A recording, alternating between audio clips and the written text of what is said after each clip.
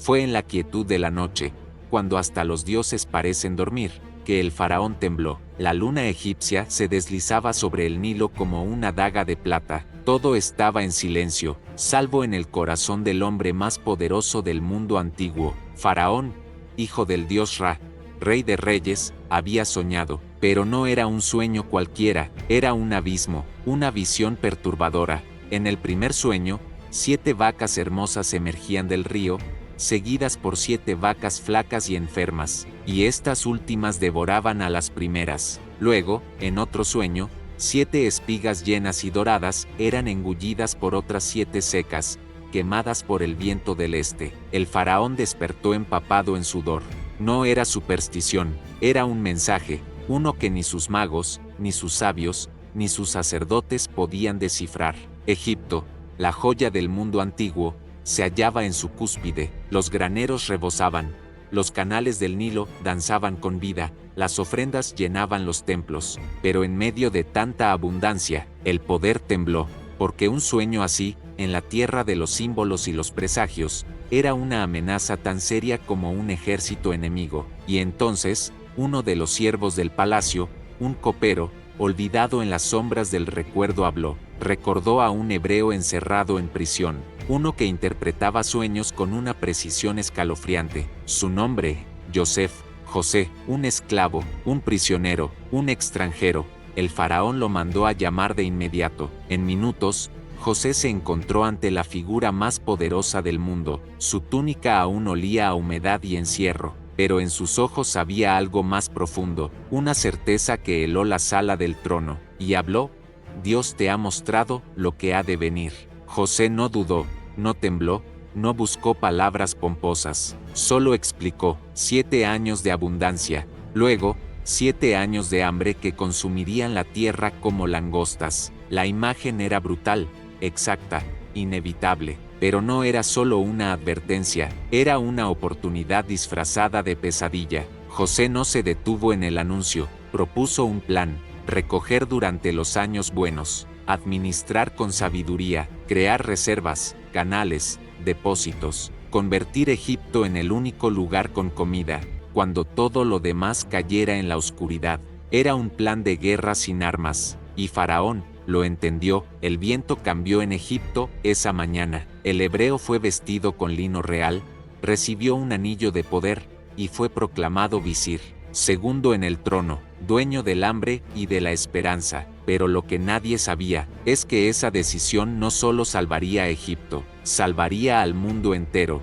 Cuando el hambre habla, incluso los imperios se arrodillan. Los años de abundancia fueron como un espejismo largo y dorado. El trigo crecía en campos sin fin.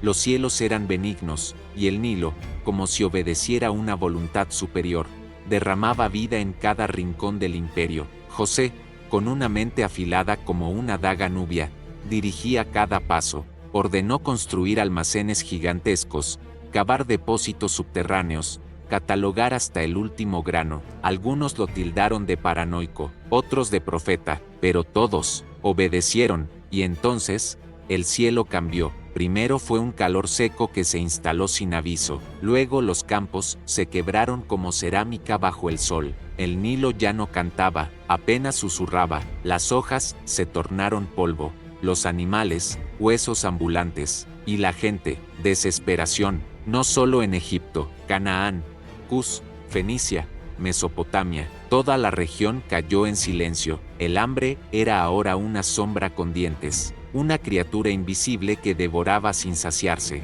Pero en Egipto, las puertas de los graneros se abrieron, con orden, con justicia, con una estrategia que parecía diseñada por alguien que ya había estado en el futuro. Las caravanas comenzaron a llegar desde tierras lejanas. Familias enteras vendían joyas, tierras, hasta sus nombres, por un poco de cereal. José no solo alimentaba un país, sostenía la civilización con las manos, y sin embargo, dentro de él, algo se removía. Una mañana, entre las filas de los hambrientos, llegaron unos hombres con acento del desierto, ropas gastadas, mirada inquieta. Venían desde Canaán, 10 hermanos, los mismos que años atrás lo habían vendido como esclavo, enterrando su nombre y condenándolo al olvido. No lo reconocieron. ¿Cómo podrían? Aquel niño hebreo había muerto en un pozo. Lo que veían era un señor de Egipto, con vestiduras reales y ojos como relámpagos antiguos.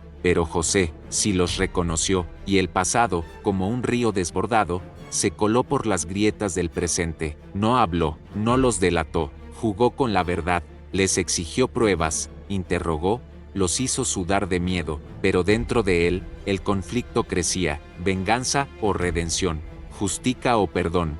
José estaba atrapado entre dos mundos, el del poder y el de la memoria. Los hermanos regresaron a Canaán, pero uno quedó como prenda, y José, solo en su palacio, miró el Nilo desde lo alto, mientras el desierto se extendía más allá del horizonte. Aún no lo sabían, pero estaban al borde del momento más decisivo, un reencuentro que no solo pondría a prueba su corazón, sino que cambiaría el destino de un pueblo entero. El destino no siempre ruge, a veces llora. El sol egipcio estaba en lo alto cuando José vio llegar la segunda caravana. Esta vez, no eran 10, sino 11, entre ellos, un joven más callado, más noble, su hermano menor, Benjamín, el único al que no había vuelto a ver desde su infancia, y al ver su rostro, algo se quebró dentro de José. El hombre de acero, visir de Egipto, tambaleó, pero aún no era tiempo. Había una última prueba, no por crueldad, sino por verdad. Colocó su copa de plata, símbolo de poder y juicio, dentro del costal de Benjamín, y luego, cuando partieron, los hizo detener. La copa apareció como señal, y con ello, una condena. Benjamín debía quedarse como esclavo. Fue entonces cuando Judá, el mismo que años atrás había sugerido vender a José, se arrodilló y rogó, no por él, sino por su padre, por Jacob, anciano que moriría de dolor si perdía a ese hijo. Ofreció su vida a cambio, y en ese gesto, José vio algo que nunca esperó encontrar: cambio. El pasado no tenía que repetirse, el odio no era un legado inevitable, el ciclo podía romperse, y lo hizo. En un estallido de emoción que hizo temblar columnas y corazones, José gritó: «Yo soy José, vuestro hermano». El silencio que siguió fue tan denso como el aire antes de una tormenta. Lágrimas, gritos, perdón, un abrazo que reconstruyó años de fracturas. En ese instante, no había esclavos, ni reyes, solo hermanos, carne y sangre, redimidos por el hambre, el tiempo, y un plan divino. Pero el impacto fue aún mayor. Jacob y toda su familia bajaron a Egipto. 70 almas, hombres, mujeres, niños, llevados a la tierra de abundancia. Allí vivieron, crecieron, se multiplicaron. Y aunque ese capítulo traería nuevas sombras en generaciones futuras, en ese momento, el mundo había sido salvado por un sueño, y por un hombre que no solo supo interpretarlo, sino ejecutarlo con sabiduría y corazón. Los graneros se vaciaron, los campos volvieron a florecer, y Egipto fue recordado por algo más que pirámides y faraones. Fue recordado como la tierra donde un esclavo cambió el curso de la historia, y todo comenzó con un sueño. Si este contenido te llegó al corazón o te hizo pensar diferente, no te lo guardes. Dale like, comparte con alguien que lo necesite y suscríbete al canal. Aquí hablamos con el alma, y aún queda mucho por contar.